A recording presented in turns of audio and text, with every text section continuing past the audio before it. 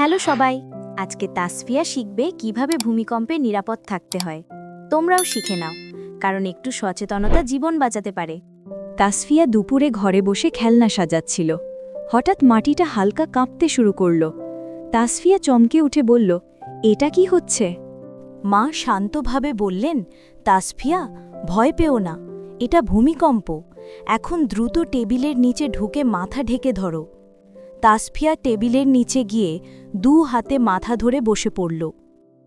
বাইরের জানালা দরজা হালকা দুলছে। মাও নিকটবর্তী টেবিলের নিচে আশ্রয় নিলেন। তাসফিয়া বলল, মা, জানালা থেকে দূরে থাকতে হবে, তাই না? মা হাসলেন, হ্যাঁ, খুব ভালো।